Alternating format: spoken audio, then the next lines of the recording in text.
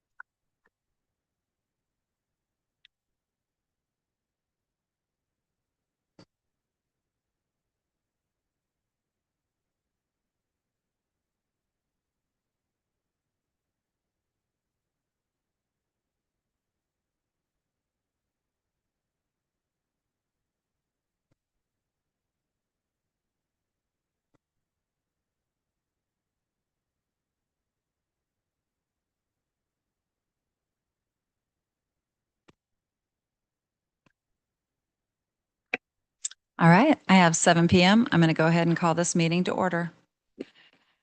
Will the recorder please call the roll? Counselor Irvin? Here. Counselor Heinck? Here. Counselor Lammerman? Here. Counselor Merriday? Here. Counselor Settlemeyer? Here. Counselor Wilson? Here. Mayor Soulsby? Here, all rise for the Pledge of Allegiance.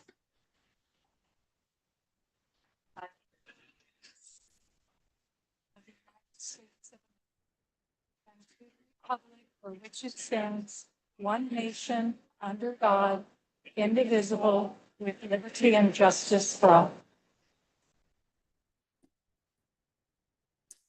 Thank you. Before I get started, I would like to make a special acknowledgement of the Girl Scouts Troop 20007. Hello, girls. Thank you for joining us tonight. We're so happy to have you here. And this is for are you getting a service badge? You're earning points towards a service badge? Yes, that's wonderful. And I want to acknowledge your dedication to service. And with that, I would also, after the new year, like to invite all of Troop 2007 to have a macaroni and cheese lunch with me at my house. And I would love to share a little bit why you should get involved in volunteering in Cottage Grove and show my appreciation to you. So does that sound good? Will you all stand to be acknowledged?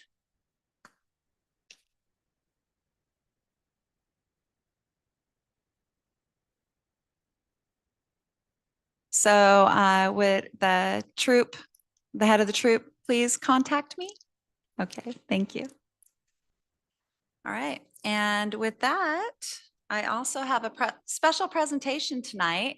I want to give out some awards. If you guys are not aware, we had a Mayor's Monster Ball October 25th, and that was to raise money for a large city project that we have coming to Cottage Grove in 2027, and that is the Wall Dogs. And these are a group of 500 strong. They usually send about 200 to 300 to a city.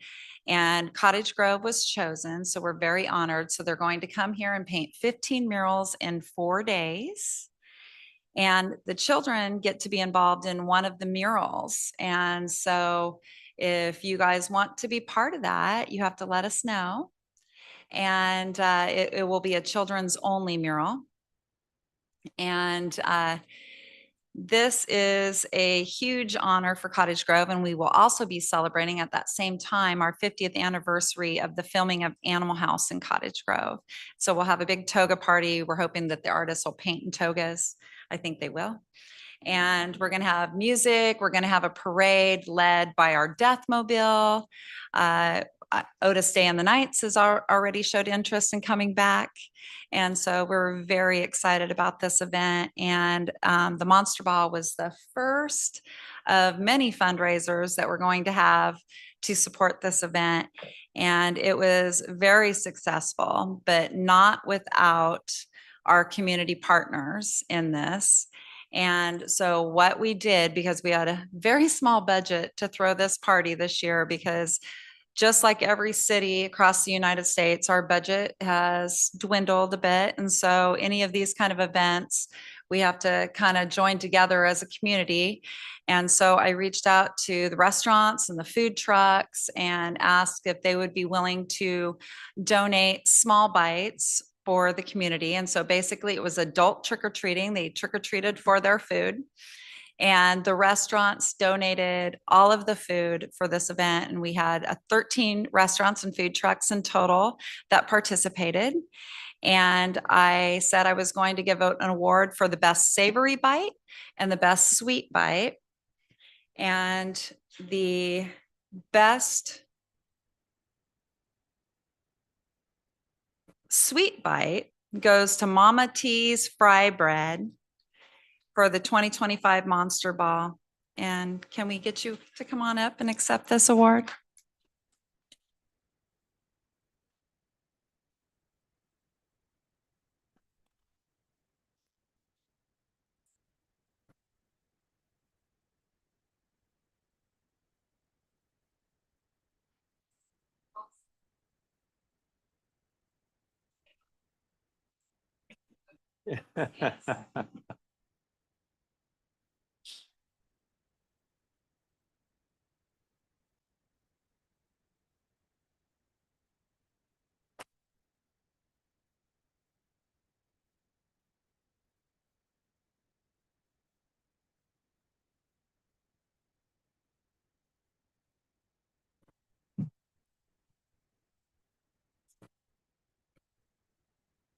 The best savory bite went to the Grove Barn Grill. And Maggie was supposed to be here tonight. I guess she did not make it. And then also we had Jack Spratz for best presentation. So the decoration of their booth was amazing. And Chloe could not make it tonight. And then we also had a contest for best seating arrangement. And that went to Mitchell and Associates Real Estate. Can I get a round of hands for?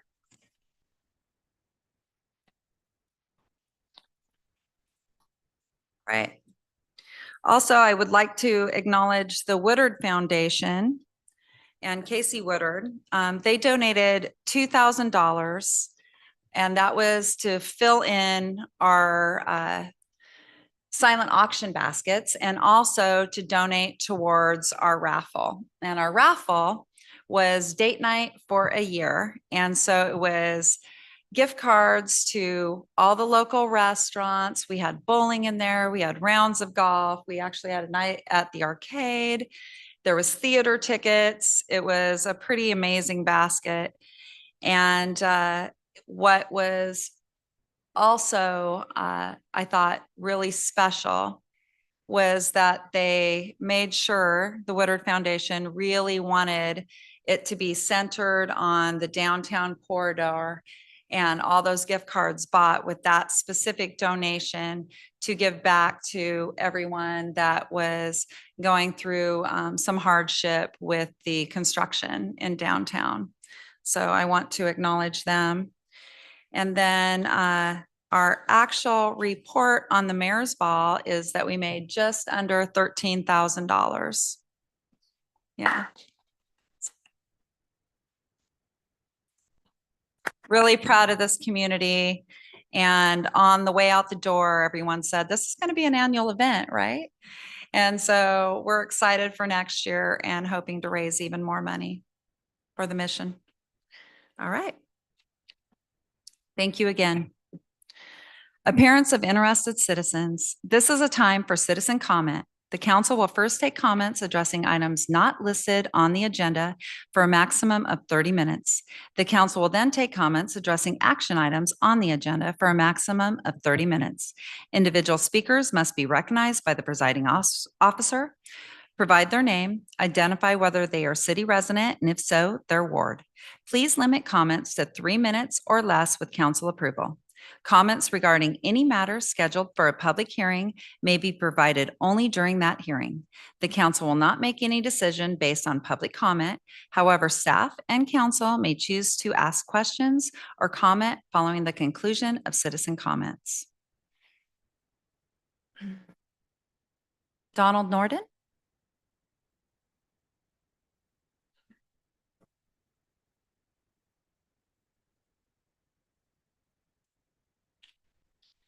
I'm Donald Norden. I live at 239 Adams Avenue in Ward 3. And I'm coming here, I heard City Manager Sauermeyer on the radio this morning, and it kind of reminded me that, okay, there's this meeting tonight and it's November. And I realized the last time I spoke to you, it was November, and I was saying, well, I'd come back and give a little follow-up on, and I have a particular ask as well. Councilman Mary Day and Councilman Settermeyer participated in this project a little bit last year, and we cleared most of the tall blackberries along the bank of the Coast Fork River on the public-owned property. Well, I guess that area, part of South River Road, is not publicly owned, but nonetheless, there was this whole wall of blackberries that, well, you couldn't access the river, but you couldn't even see it in many places. And that had frustrated me for some 50 years living here, not being able to see the river that's right here in town. So I kind of organized this ad hoc Penny Hubble project because I remembered him being honored for some of the work that he was trying to do, cut the blackberries along the river. And there it was on the placard in the Penny Hubble Park, and he still hadn't been able to make much headway after 30 years since they put the placard up. So I kind of took it on myself to do what I could. And I think we've cut down the big barrier bushes between, well, from the mill pond to the Prospectors Park anyhow. It needs constant follow-up, but another part of the project was to try to do something like the little library project of leaving some hand tools along the way of the river so that people walking along the river would be able to access simple hand tools, gloves, hand clippers, and such, so that they could maintain the blackberry, because it constantly grows, as we know. And that part we're not able to do because we couldn't get the permissions from the Corps of Engineers or from the city. I mean, the city, Lenny was doing a good job of doing her job as a planner here, but we couldn't enter into the floodway without another waiver. Now, the waivers are available. I'm more familiar with the Mackenzie River Trust, but I know you can go down into the river. And I looked at the website on the Corps of Engineers, and of course you can get these waivers, but it's a arduous task. The plan it's like 9 pages long, and then it references other stuff. So it's not something I was going to do as an individual.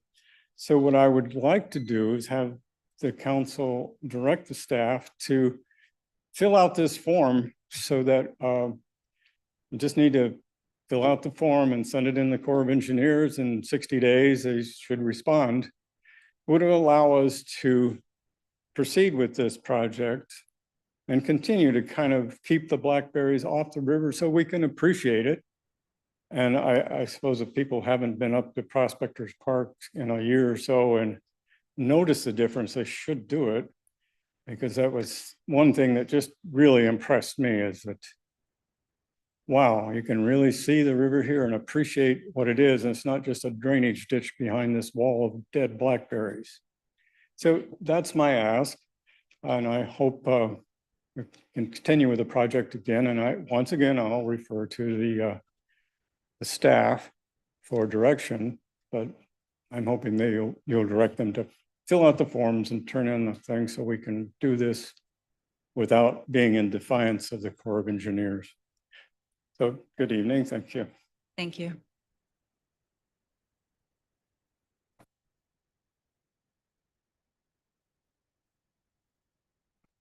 Public hearings.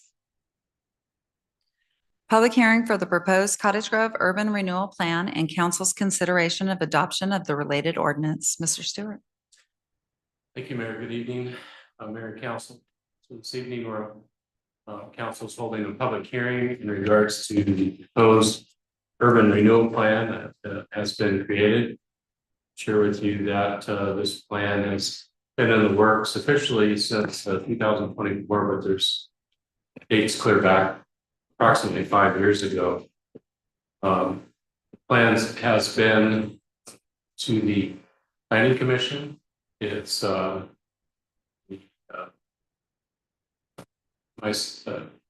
Council President Urban and Councilor Meriday, Mr. Sauerwein, and myself also present in the presentation to the Board of Commissioners. The Urban Renewal District approved the plan to be noticed and sent out to the taxing districts, which it has to date. We have not heard back anything from the taxing districts.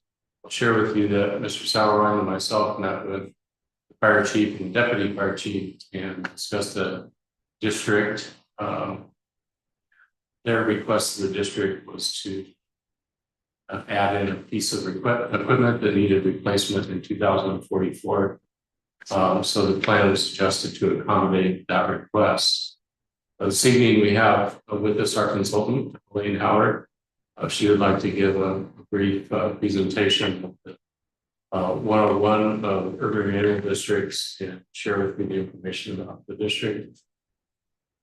Recommendations to public hearing.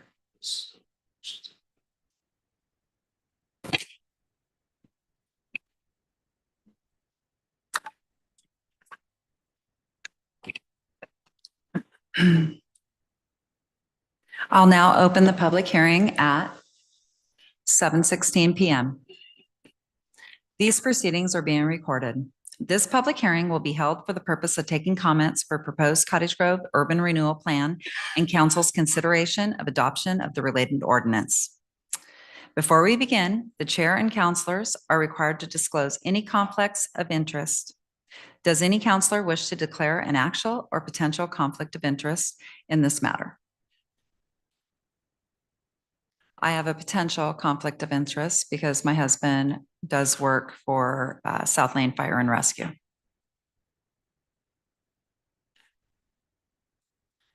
We will now have the staff report from Public Works Director Faye Stewart. You just did that. You can just, No, no, You you can do just not. turn it over to me.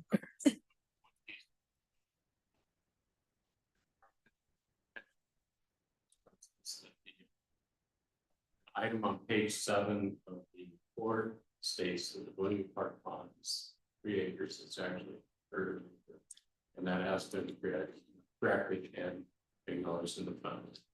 thank you, Mr. Stewart. So Thank you. The reason we are repeating information that you all have heard before is because we did do a public notice for a public hearing. So if anyone is watching or did come to learn about the urban renewal plan, we need to go through that so that everybody has information about the plan and we can go through the adoption process. So this is the final public meeting on the plan. If you move forward with the first reading of the ordinance tonight, and then the second reading of the ordinance would be at your December meeting. Next, please. We will go through what the proposed Cottage Grove urban renewal area is, do a little crash course, Urban Renewal 101, next steps and questions and discussion. Next, please. This shows the potential urban renewal area boundary. It is in conformance with the statutory restrictions on acreage and assessed value. We did add in the fire district property to be able to provide assistance to them since we last looked at this with you as an agency. We also added in the park across the street to the area boundary. Next slide. In urban renewal, the confining feature of urban renewal is called maximum indebtedness. That is the total amount of money that you may spend over a 30-year, approximately 30-year time period within the urban renewal area. The maximum indebtedness for this area is $65,400,000. That can be spent on projects, programs, and administration throughout the life of the plan. We've shown that in 5-year incremental periods, just to let you understand that the first 5 years are typically pretty lean because you are relying on that 3% increase in property tax payments. And until you get some new development or substantial rehabilitation, that is what you're relying on for those tax increment revenues. Next slide.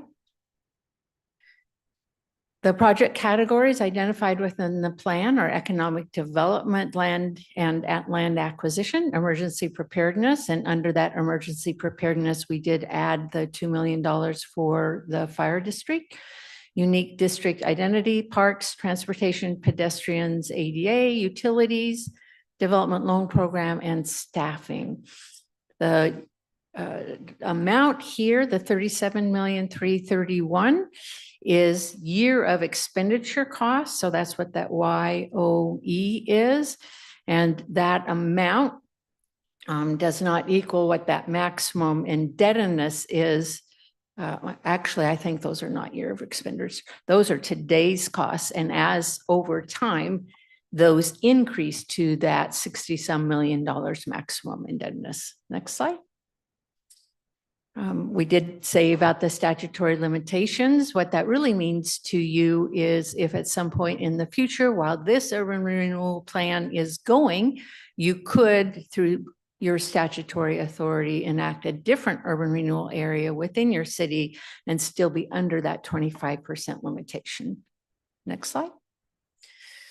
Urban renewal is not a new tax. That's always confusing. And especially since your tax bills just came out in November, you don't have an urban renewal area. So there wasn't urban renewal on that tax bill. And there won't be urban renewal on that tax bill 26 until next year. But urban renewal will show up on the tax bill, and it will show up on every property tax bill within the city. And that is not a new tax, but a division of taxes that would otherwise go to the other taxing jurisdictions. Next slide. This is just a little graphic explanation of how urban renewal works. At the point that an urban renewal area is adopted, the assessor establishes a frozen base assessed value. All of the taxes off of that shown in the green area arrow continue going to all the regular taxing jurisdictions, the city, the county, the school district. Next slide.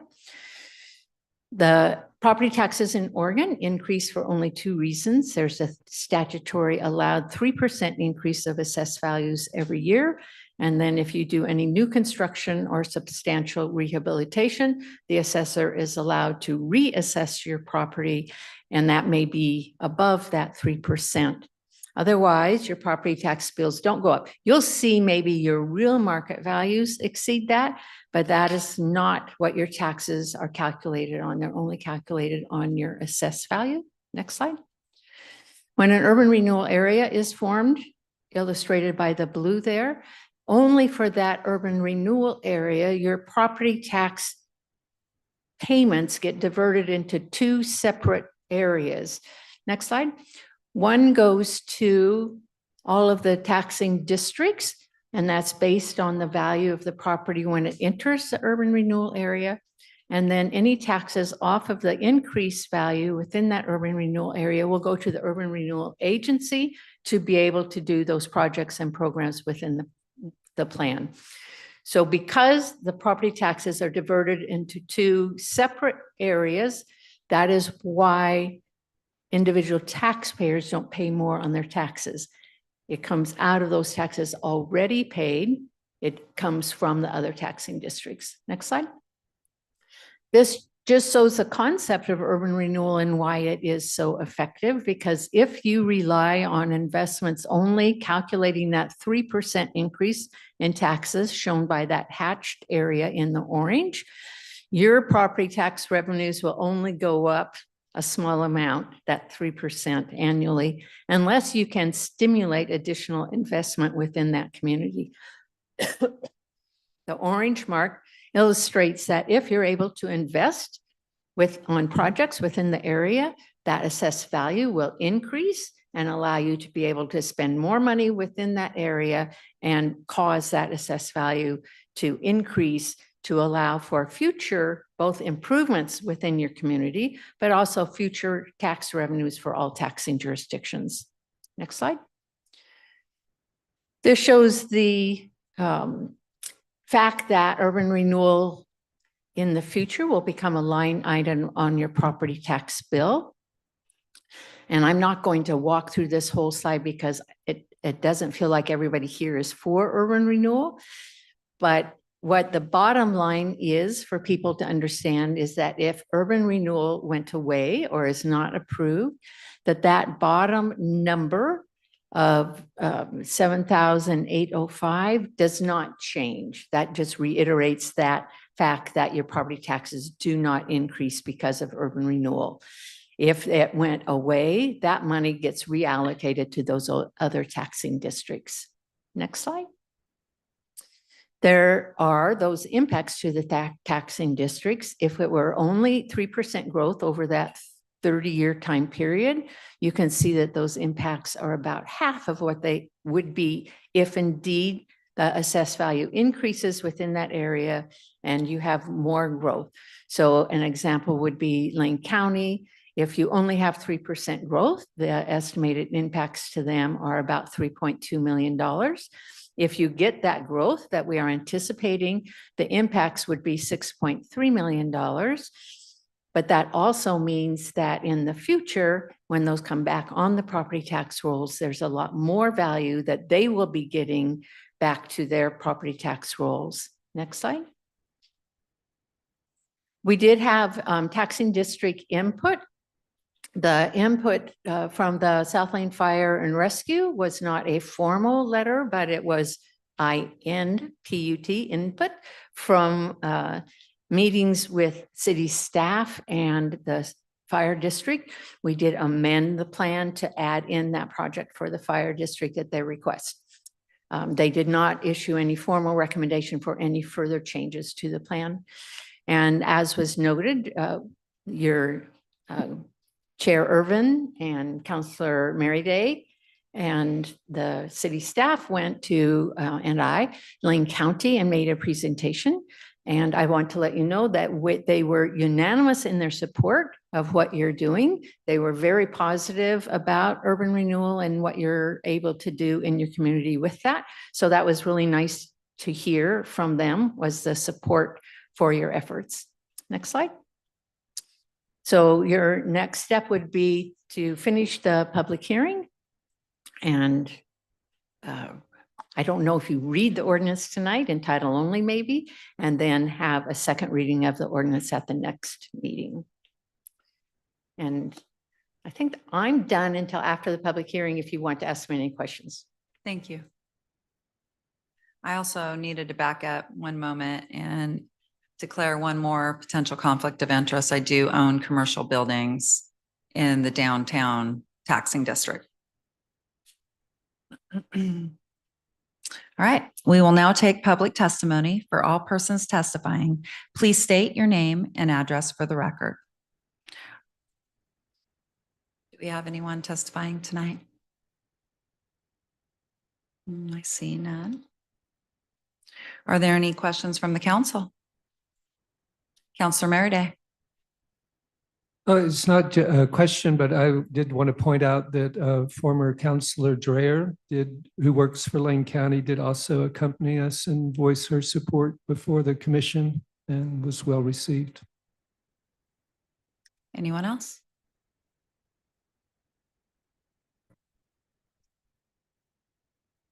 I'll now close the public hearing.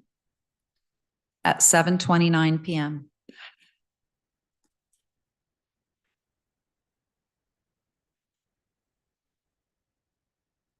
Then agenda. Counselor Irvin, Consent agenda. we have a motion. Second. We have a motion with the second. All those in favor signify by saying aye. Aye. Opposed? Motion carries unanimous. Resolutions and ordinances. First vote on ordinance making certain determinations and finding relating to approving the Cottage Grove Urban Renewal Plan and directing the notice of approval be published. Mr. Stewart. Thank you, Mayor. So as we just witnessed, we had a staff presentation. Public hearing has been heard with no comments. And the city has not received any additional information or formal comment. Proposed urban renewal plans, so the hearing is closed. The next step is for city council to approve the first reading and set the second reading. Final. City council. I'd entertain a motion. Counselor Irvin.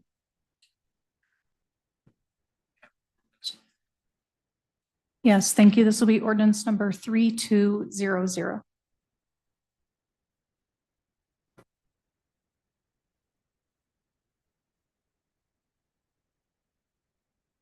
Would move, Mayor, the council vote and in this first reading, ordinance 3200, which is approving the Cottage Grove Urban Renewal Plan and directing that notice of the approval be published, and then setting the second vote. We have a motion. Do we have a second? We have a motion with the second. Any discussion? Counselor Merida.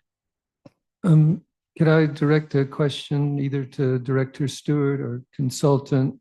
In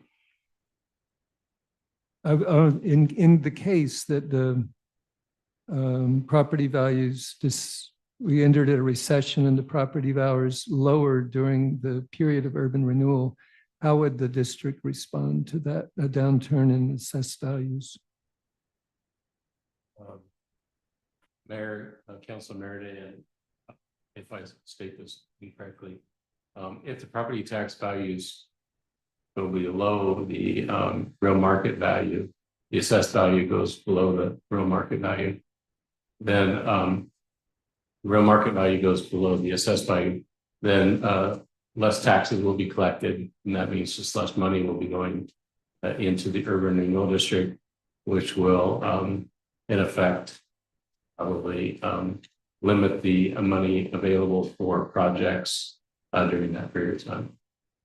But there would be no penalty or anything as such, just less money to work with. That's correct. All right, thank you. Anyone else? We have a motion with the second. Will the recorder please call the roll? Counselor Hink. Great. Counselor Lammerman. Aye. Counselor Settlemeyer. Aye. Counselor Merida. Aye. Counselor Irvin. Aye. Counselor Wilson. Aye. Mayor Soulsby. Aye.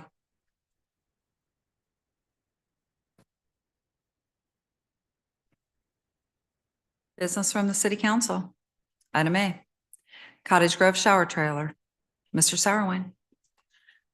Well, good evening, Your Honor, members of the City Council. Back in December of 2020, the city purchased a shower and restroom trailer for $929.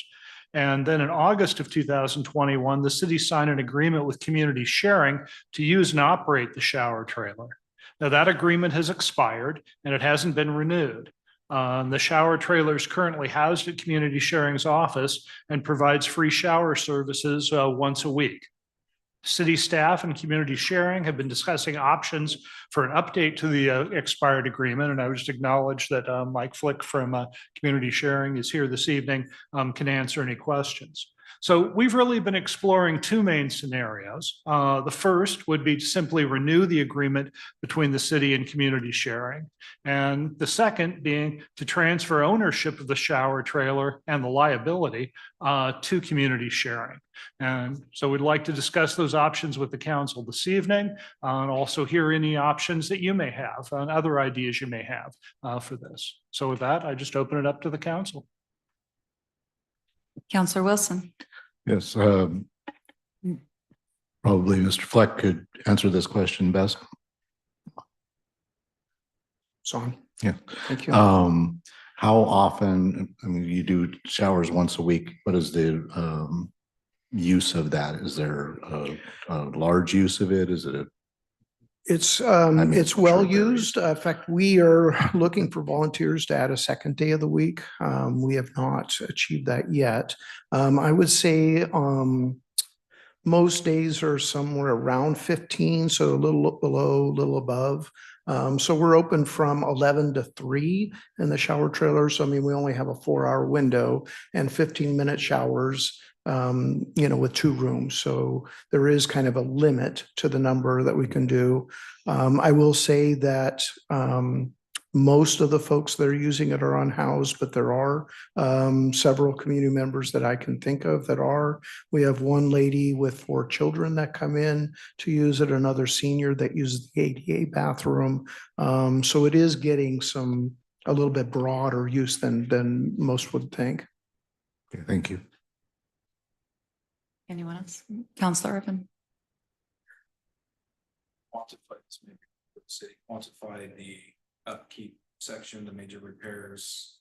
On Friday, you mentioned there was a retrofit, some of the plumbing, but when we anticipate the lifespan of the trailer, the expected ongoing costs under current arrangement where the city would be responsible for insurance and maintenance. Well, really, the largest ongoing cost is the weekly cleaning, as we do have city staff that about 2 to 3 hours a week that are cleaning it. It's a little difficult to quantify, any sort of ongoing maintenance issues. If something breaks and it needs to be fixed, that's certainly a cost that the city as the owner would be required to maintain it. To date, I don't think there's been any significant maintenance other than just the general ongoing maintenance. The one repair was when it was used at the community center by the Red Cross, and they allowed pets in it.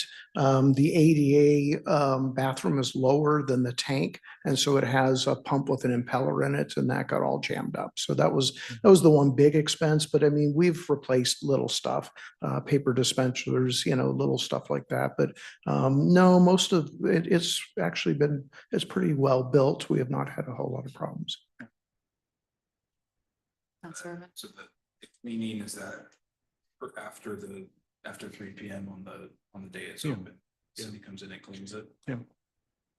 And that was not part of our original agreement. That was something that was added later. We're using a chemical that kills all the germs, but it doesn't actually clean up the grime.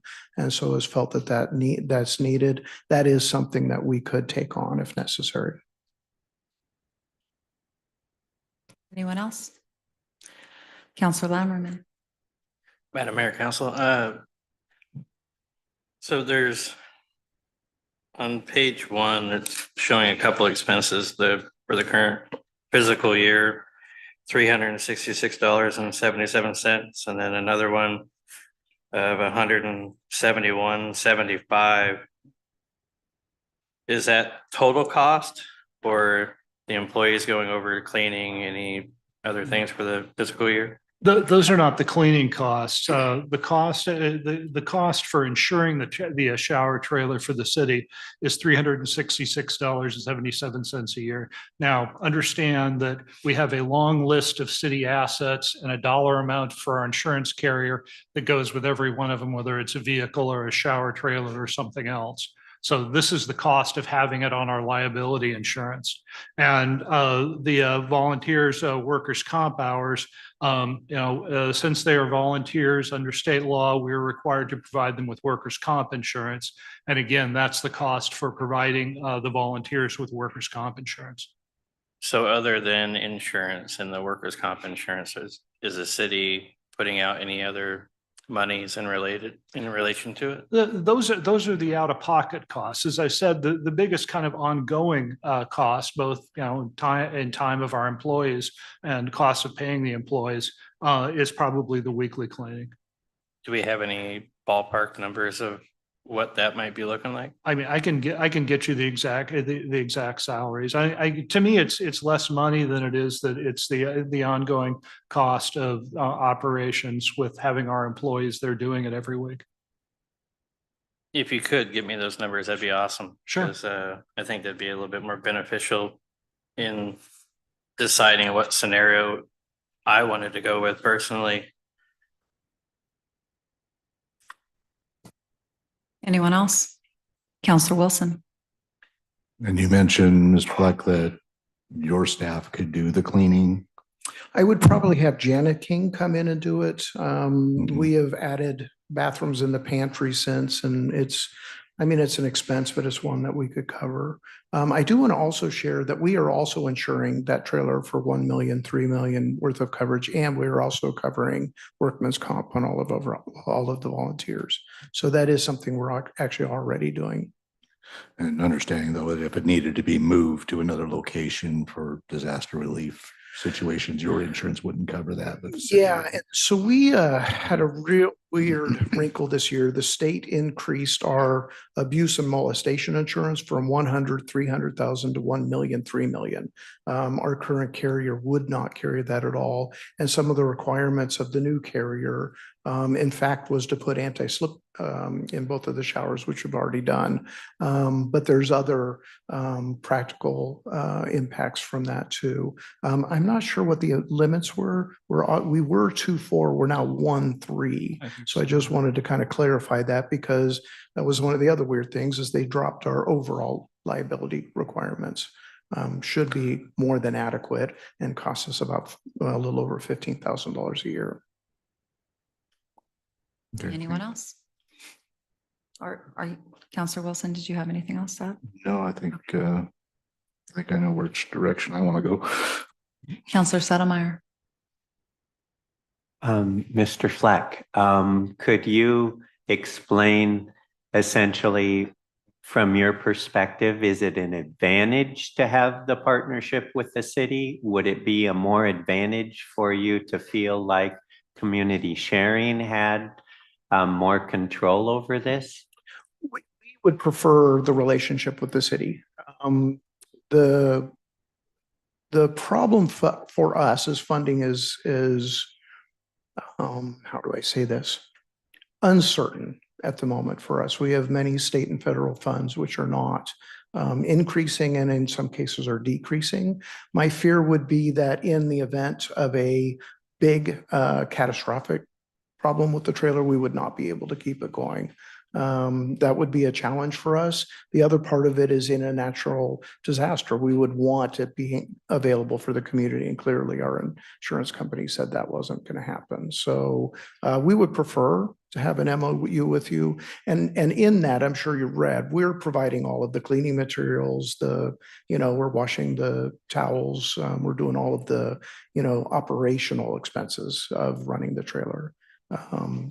The water was supposed to be reduced, although I don't know that actually ever happened.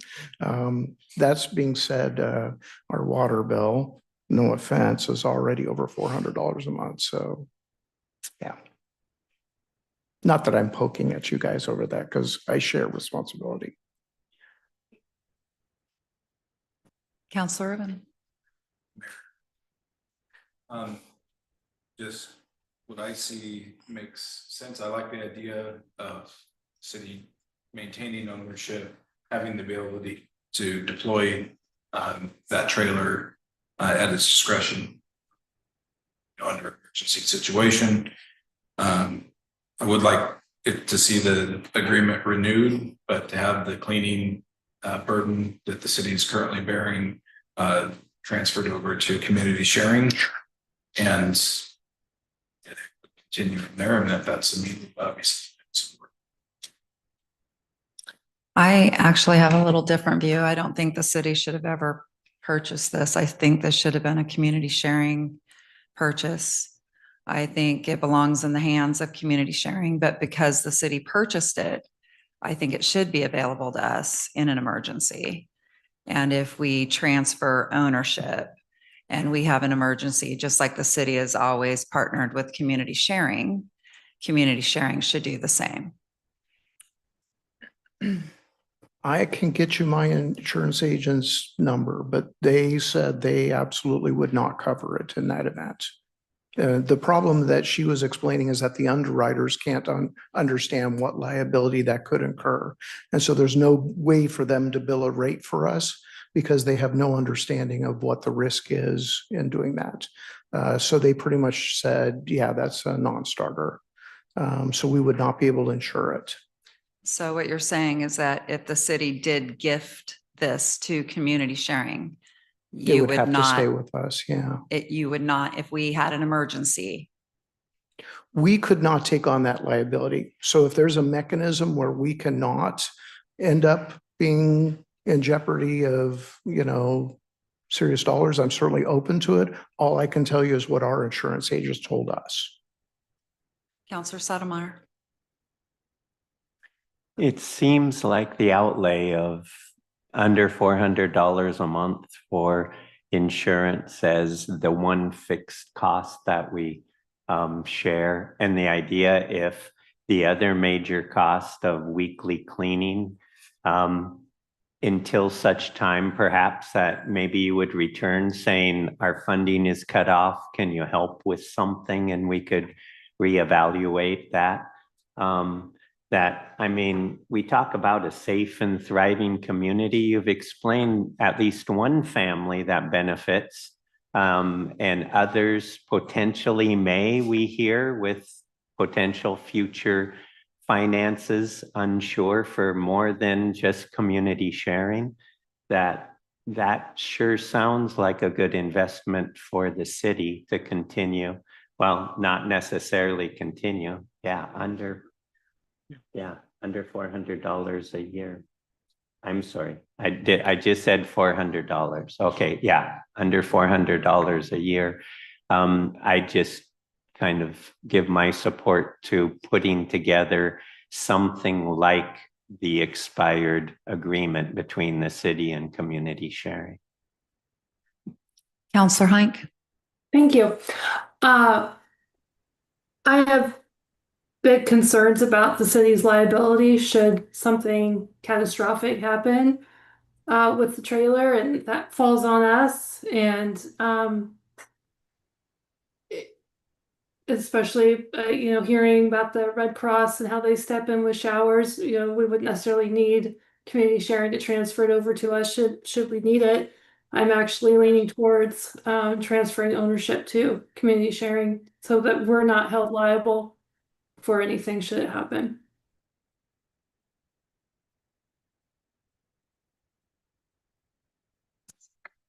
Counselor Lammerman. Madam Mayor, Council.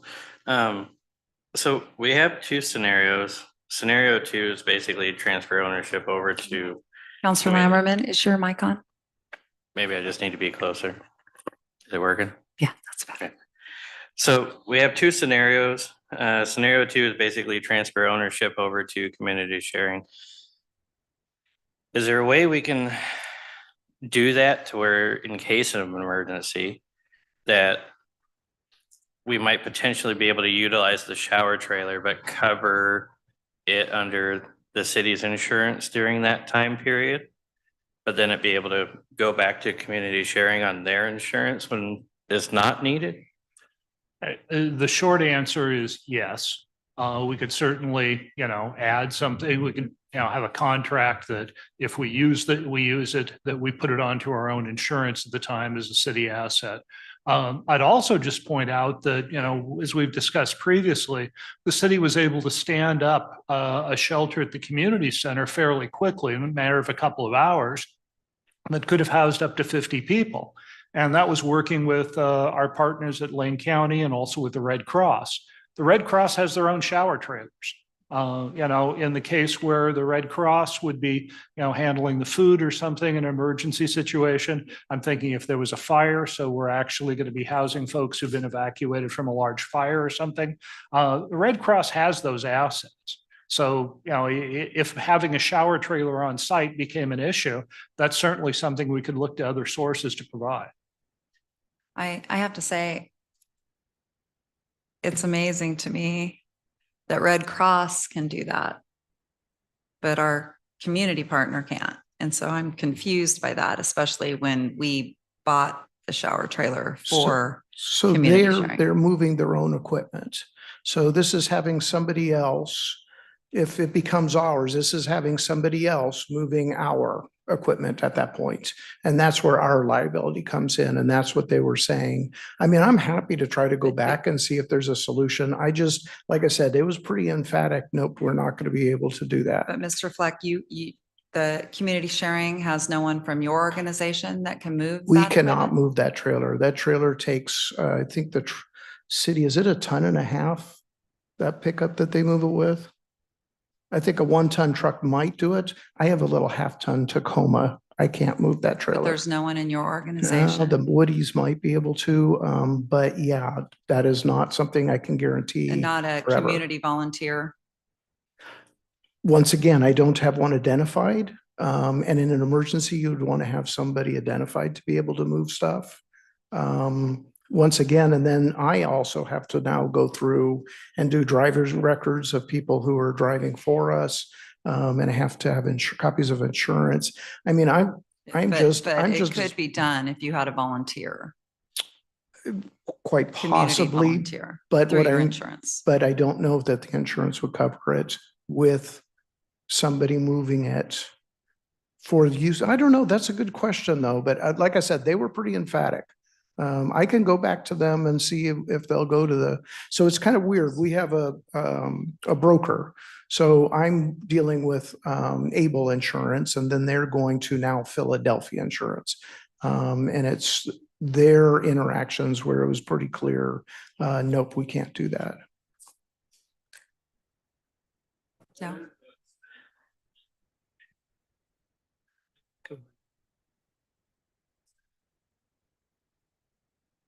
Okay. Okay.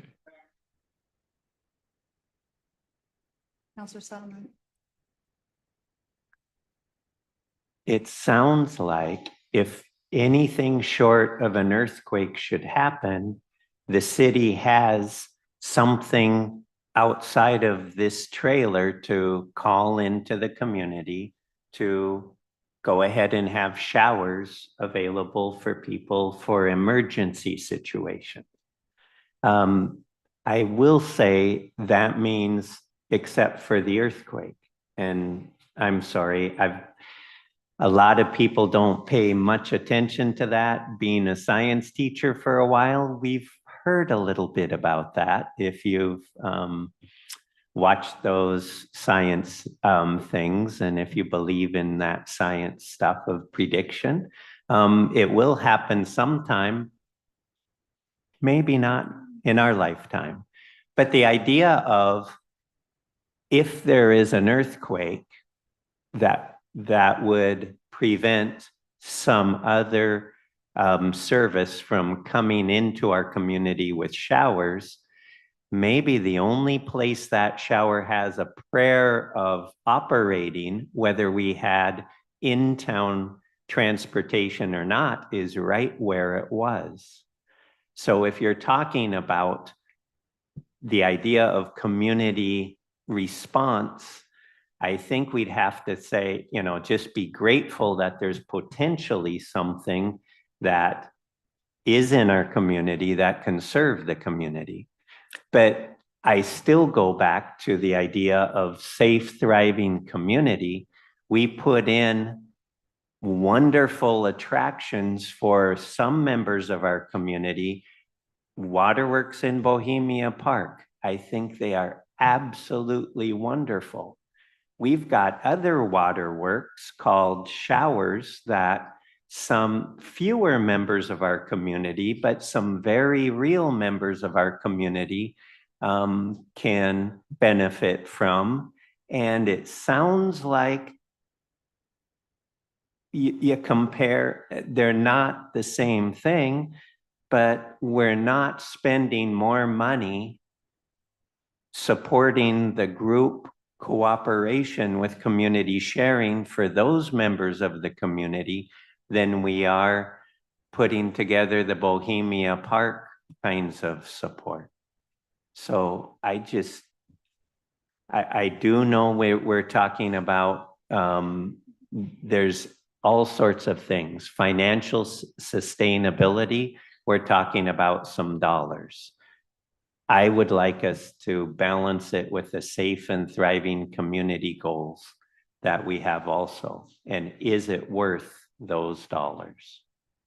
Counselor Urban. Thank you, Mayor. I guess I'd like to understand better the risk exposure the city has under the current arrangement. It sounds like we've got a double covered trailer. If there's an event, a slip, something where there's an injury, whose insurance has gone after first? Who's the first line? How does that work under the arrangement?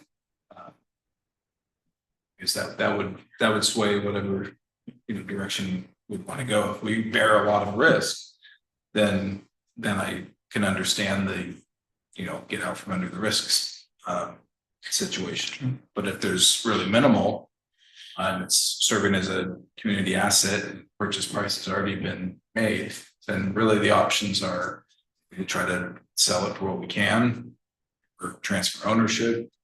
So I guess I need to know more about that risk. Counselor Wilson.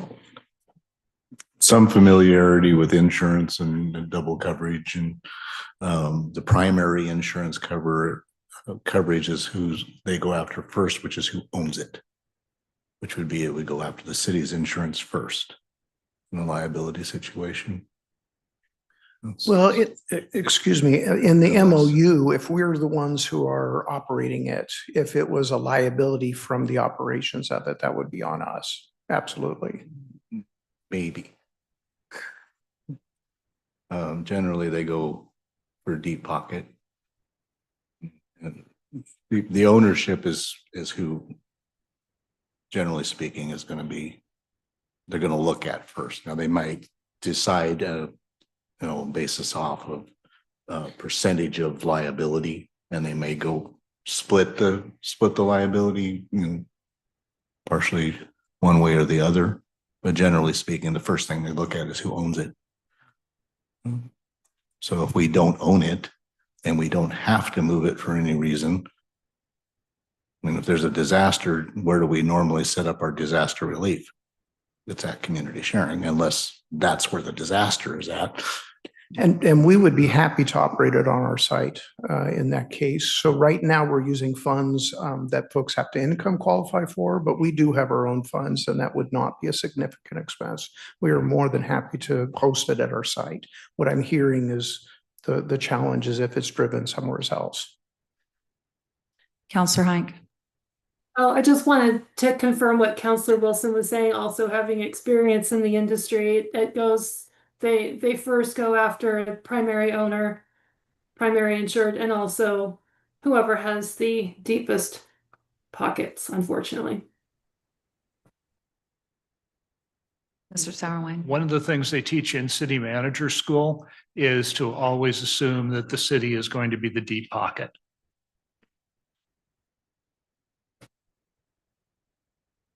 Counselor Urban. I just have an anecdote. Manage an RV rental, and there's a primary insurance on it, and then there's insurance that the renters purchase separately. And they do try to go after, they do make the claim to the renter's insurance first. When it's denied, it gets picked up by this other insurance because that's what it's designed for. So I just think, is there an apparatus of an insurance policy that can be applied to where it doesn't affect the primary? It's not for that it, you know, it would be denied and it would go to whatever policy community sharing would cover. That's what I'm wondering, because it does exist. These situations, you know, commonplace in the market, and I'm wondering if there is a solution that would be investigated. You know, I could certainly reach out to City Insurance Services, our insurance carrier, and try to get, you know, a definitive answer from them. But, you know, as was pointed out by Councilmember Wilson and Councilmember Hague, that's been my experience, is that, you know, plaintiffs' attorneys like going after city deep because we're the deep pockets. So the question for the council, do we need one more meeting to get a little more research done on this before we take this to a vote, or do you want to take it to a vote? One more meeting. Sure. Councilor Lammerman. Madam Mayor. The only thing holding me up right now is the fact that there's a lot of back and forth going on, but I can't get even just a small amount of idea of where the other counselors are sitting. So we might need another meeting just simply to figure out where everyone's sitting, because I know where I'm at, but I can't get a feel where anyone else is at. We have some unanswered questions. Yeah, I think we have some unanswered questions that need to be addressed as far as the insurance, you know, liability situation, and assets that are available to the city in case of a disaster that happens where it can't be moved or we don't want to move it. What would be the options that the city has if we transfer the ownership? Because it sounds like the only cost savings that we have in either scenario, if we retain ownership, we're going to have the roughly $400+ for workers' comp and just general insurance on the asset, $450 a year roughly. That would be really the only cost savings transferring the ownership, because the rest of the expenses are already being done by a community sharing as far as the cost of the cleaning materials, and then the willingness to actually do the cleaning. So we're not, the only savings we're really talking about here is somewhat minimal, but every dollar counts when you're in a tight budget situation. So but I think we need to do some more insurance investigation on both sides to see. Defer this to the next meeting. Sure. Yeah. All right. We have Councilor Irvin.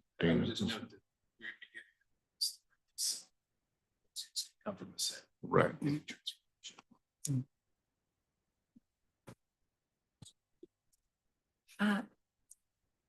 Councilor Mary Day.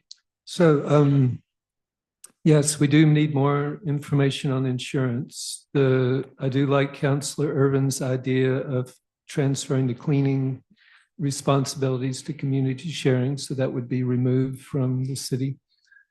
The other only potential cost savings I can see by transferring would be the future maintenance issues that could develop. And that could, as community sharing has said, that could put it could destroy the investment if it was beyond them to repair it. So, and then I guess they would have the option to sell it, and if it was inoperable, I don't know. I guess that's another question we'd have to consider. So let's defer this to the next meeting. And I just want to clarify that normally I see some hands going up in the audience, and that's not a normal that we take questions or comments from the audience. I was thinking that there might have been a volunteer to move the trailer. And so that's why I called. So sure, go ahead.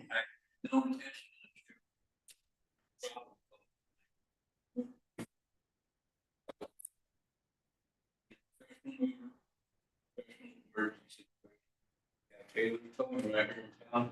Sure, fully covered with all kinds of umbrella stuff. Phone call, you cover our bus when we need to move, if we need to move. Point B, you're covered. True. Thank you. Mr. Counselor Lammerman. Madam Mayor, real quick, so in 2020 and 2021, we spent 55,000. I'm rounding up there. For the trailer, do we have an idea of what the current value of it is now, 4 years later? You know, a number of people have asked me that. And we've tried to go online and find a number. I mean, it's basically a 5-year-old used car. And as I've jokingly told other people, there's not exactly a blue book for these things. So it's really hard to put a value on it. You know, if we were to, you know, like that's the reason why most of the time when the city, you know, disposes of an asset, whether it's a pickup truck or something else like this, we send it to an auction. Because for us to put a dollar value on this, whatever number I give you is going to be wrong. I think on Friday, we talked in terms of maybe $10,000, $15,000, but really the trailer's worth what somebody would be willing to pay us for it. What's insurance valuing it at right now? Well, we insure it for the full value, for replacement value. So it's insured for what it would cost us to buy a new one. Could I offer one other thing? You know, we also invested quite a bit of money into this project as well. So we actually, we did have some help from the city doing the wastewater piece, but we put in the water connections and the electricity and then the paving. I know the concrete work alone was about, I'm trying to remember, 12,000, I think it was. I think we probably have $15,000 into this ourselves. We just added sorry, I'm tired. We've added an area for folks to stay dry and warm. So we had an electrician and we've put ongoing expenses into this ourselves. And I just share that with you so that, you know, it's not that we don't have any skin in the game, and we're certainly happy to keep putting skin in the game.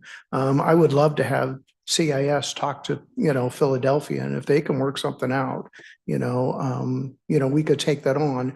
The only language in the MOU that have to change is that there was a major repair and we couldn't do it. That might preclude, you know, emergency use. And I only say that down the road. We're fine right now. We have good reserves.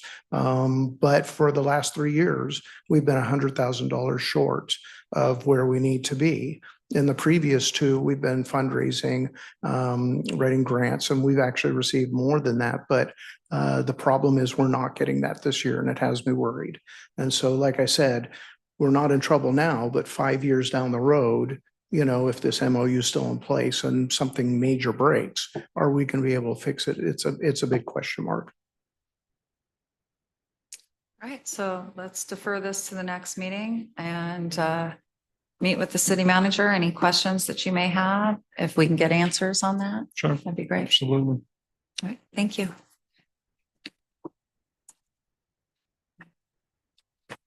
Cancellation of city council meeting, Mr. Sauerwein. Well, good evening, Your Honor, and members of the council. As you all know, our charter requires that the city council meet at least once a month.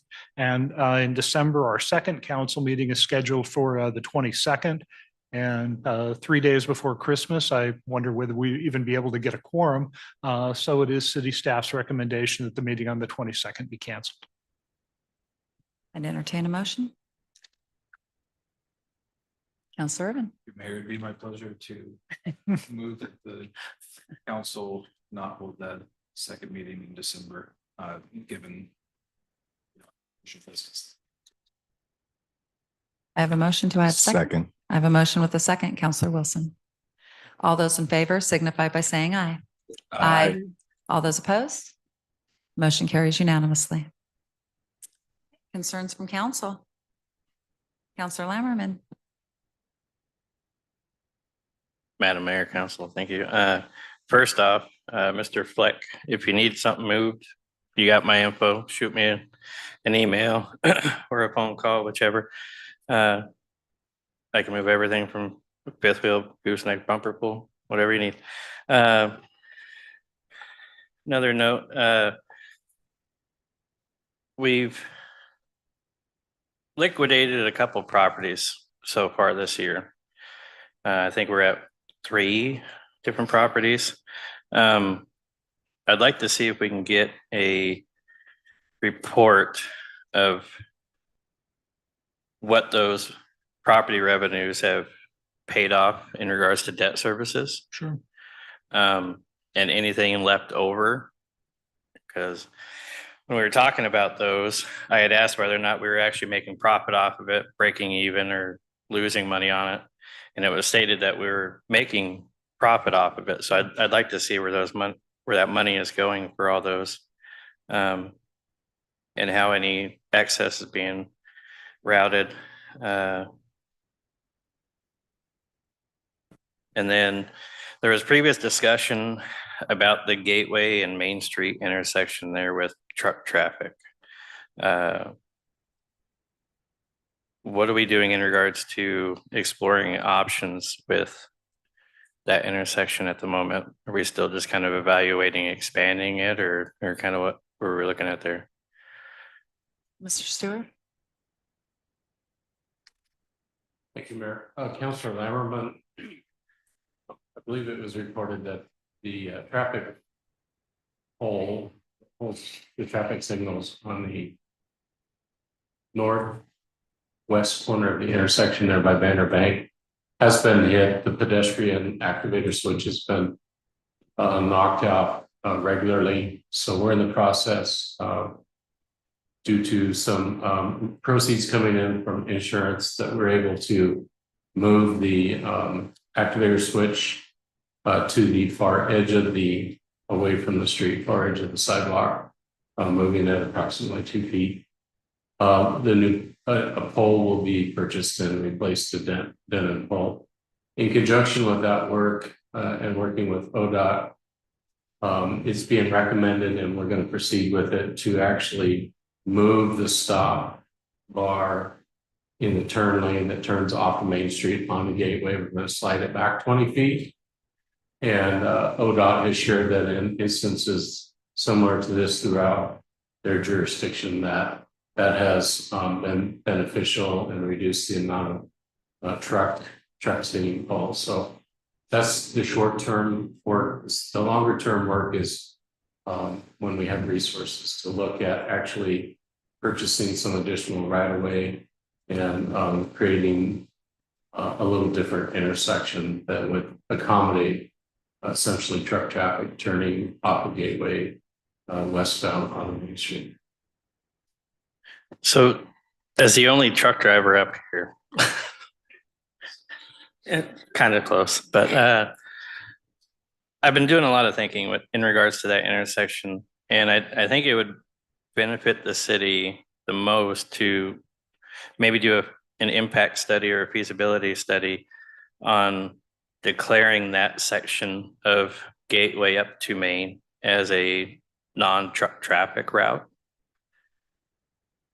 Because other than local traffic to the grocery stores there on Gateway, there's really no reason for a semi truck to be trying to make a right-hand turn onto Main from Gateway. And unless you set back that stop line for the northbound onto Gateway and the westbound onto Main,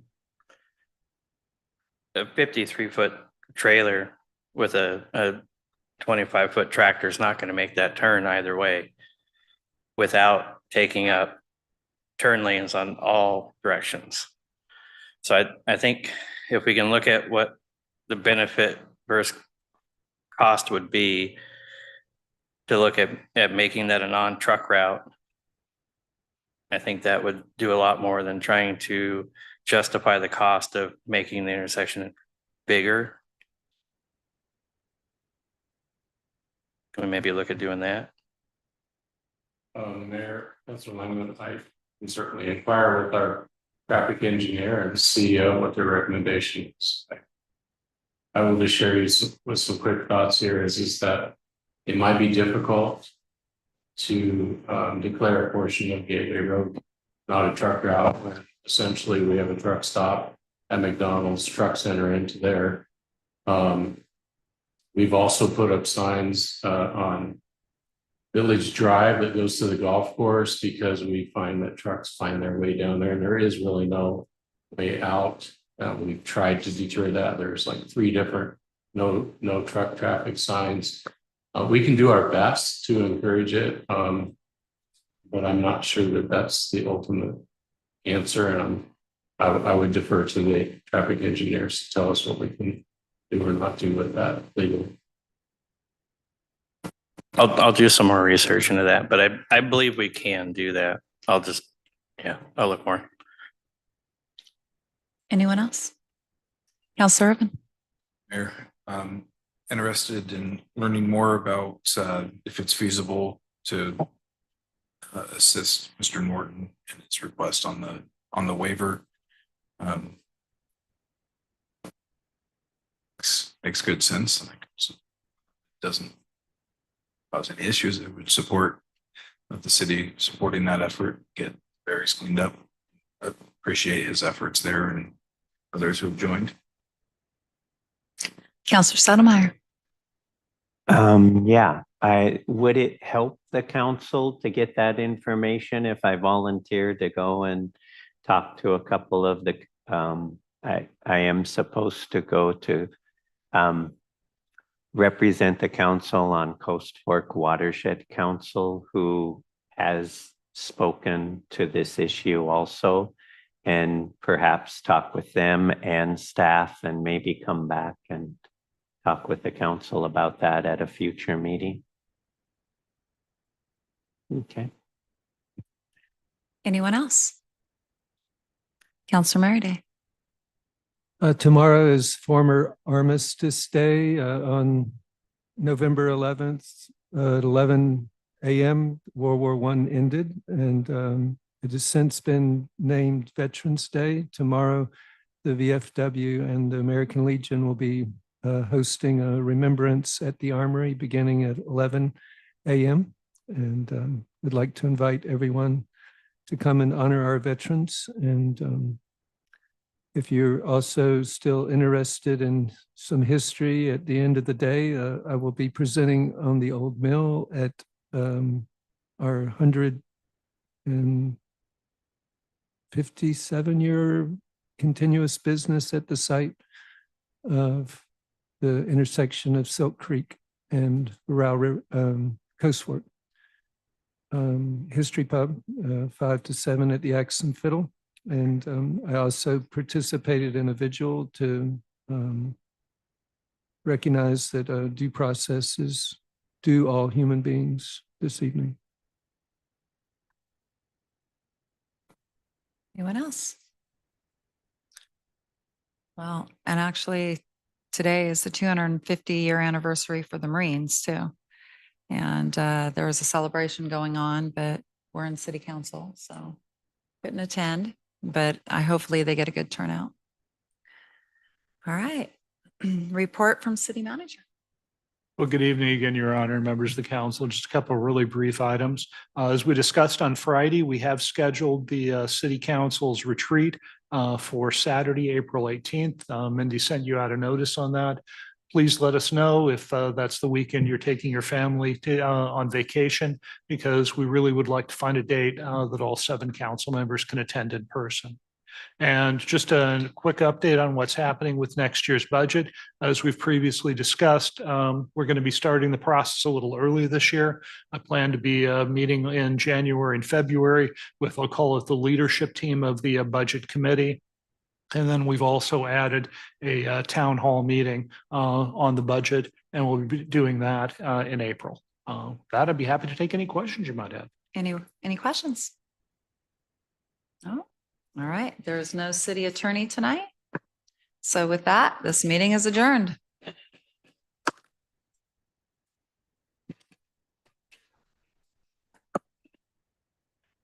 Mindy, I didn't write on